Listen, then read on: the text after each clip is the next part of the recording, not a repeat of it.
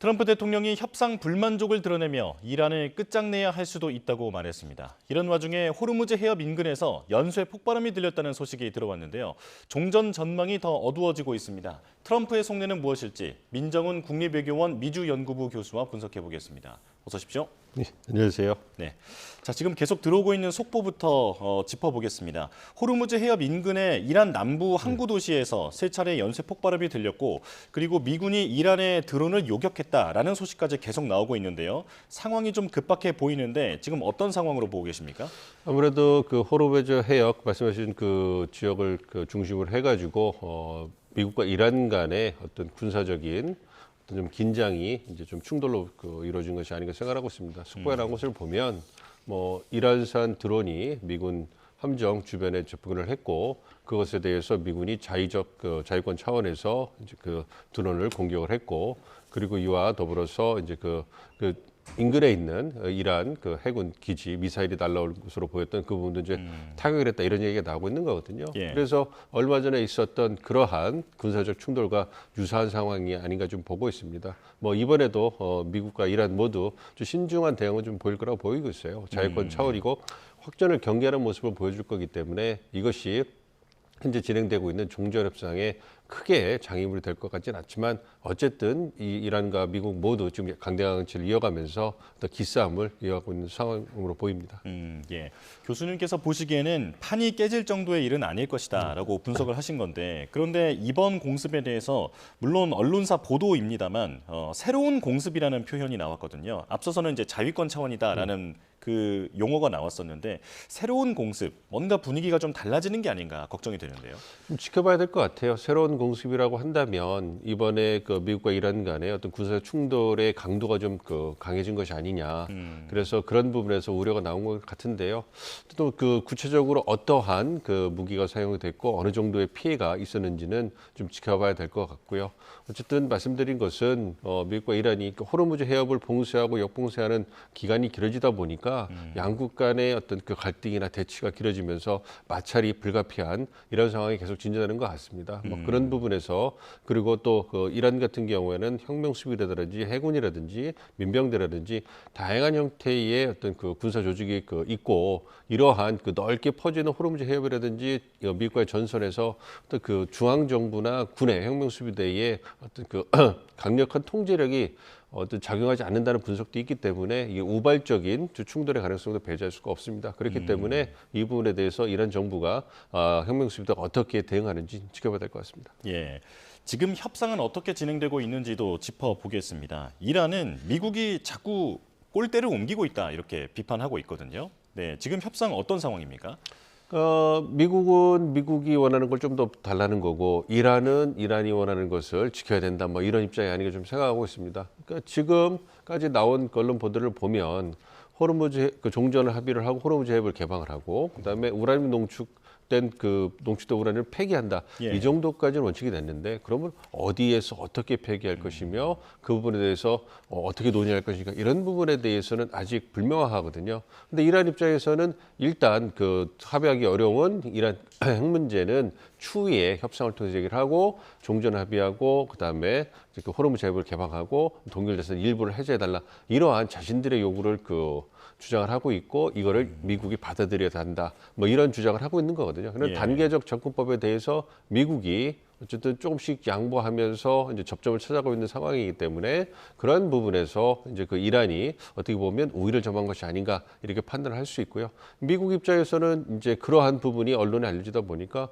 이거 이란이 너무 퍼주기 아니냐, 그래서 이란이 너무 끌려가는 거 아니냐, 이런 국내 정책적인 반발이 나오고 있기 때문에, 그런 부분에서 뭔가 좀 시간을 벌리면서 국내 지지층을 뭐 좀 다독이는 그러한 수준이 필요하거든요. 예. 그러한 측면에서 트럼프 대통령이 협상에 만족하지 못한다, 내각회의도 개최하면서 군사 충돌 이런 부분도 보여주고, 협상이 결련되면 다시 군사학제를 재개했다, 이런 강한 모습도 보여주면서 다양한 수단을 통해 가지고 국내 지지층을 다독이는 모습을 보여주고 있는 거고, 그러한 모습이 이란에게는 이제 미국이 꼴대를 옮기고 있다, 이렇게도 보일 수 있는 상황이 아닌가 생각을 하고 있습니다. 어쨌든 협상은 거의 타결 막판까지 왔다고 보고 있고요. 마지막에 이제 국내 정치적인 국내 어떤 여론을 고려한 그러한 설득이라든지 어떤 다 여러 가지 움직임이 있고 그런 부분에서 이제 그 마무리되고 있는 것이 아닌가 생각하고 있습니다. 예. 중국이나 러시아로 이 농축 우라늄을 옮기는 문제 이런 게 최근 들어 자주 보도가 되고 있는데 그 제3국들은 어떤 속내를 갖고 있을까요? 그 제3국들 입장에서는 뭐 러시아나 중국 같은 경우, 그다음에 여타 그 중동에 있는 그 아랍 국가들의 입장이 또 다르죠. 그러니까 예. 러시아, 중국 같은 경우에는 이란 전쟁으로 인해 가지고 미국이 힘들어하는 모습이 결코 나쁜 건 아니에요. 어떤 그 미국과의 어떤 세력 경쟁을 하고 있기 때문에 중국이나 러시아 입장에서는 미국이 계속 이제 어려워하는 모습을 보여주면서 국제적 위상이 떨어져가는, 그래서 자신들의 국제적 입지가 강화되는 부분을 이제 그 뒤에서 이제 흐뭇하게 보고 있을 거고요. 그럼에도 불구하고 이란이 또 이제 또 완전히 소멸되거나 이제 너무 어려워지는 것을 원하지 않기 때문에 어떻게 보면 생명호흡만 대주면서 이제 지켜주고 있는 이런 상황이거든요. 그렇지만 또 호르무즈 해협이 막히고 있으면 뭐 중국 같은 경우에는 이제 그 경제적 타격이 있기 때문에 그런 부분이 너무 악화되는 것은 또 바라지 않고 있거든요. 그리고 미국과의 관계도 어느 정도는 고려해야 되기 때문에 그러한 부분에서 이제 줄타기를 하면서 신중한 모습을 보이고 있는 거고, 아랍 국가들 같은 경우에도 이란이 완전히 그냥 붕괴돼 버리면 그러면 이란의 힘의 공백이 생기기 때문에 그것이 달갑지 않은 것이고, 난민 문제라든지 새로운 그 지정학적인 불확실성이 너무 커지게 되면 그게 이제 그 지역의 어떤 그 안정성을 해칠 수 있기 때문에 그런 우려를 하고 있거든요. 그러면 그런 부분을 본다면 또한 또 이번에 협상을 통해 가지고 미국이 급격하게 어떤 군사력을 중동에서 철수해 버리면 그것이 또 중동 지역에 또 안보 불안을 가질 수 있기 때문에 복잡한 속내를 가지고 있습니다. 그렇기 예. 때문에 어쨌든 미국과 이란의 협상이 진행되는 걸 보면서 그 과정에 자국의 핵심적인 이해관계를 투영하려는 그런 모습을 보이고 있기 때문에 협상이 굉장히 복잡하게 돌아가고 있다 생각하고 있습니다. 이란을 통한 미국의 견제 목적도 좀 있어 보이는 상황인데요. 이런 가운데 트럼프 대통령이 사우디와 카타르 등을 향해서 아브라함 협정 의무 가입을 지금 주장하고 있는 상황입니다. 빈살만 왕세자가 노를 100번이나 외쳤다 이런 보도도 크게 화제가 됐는데요.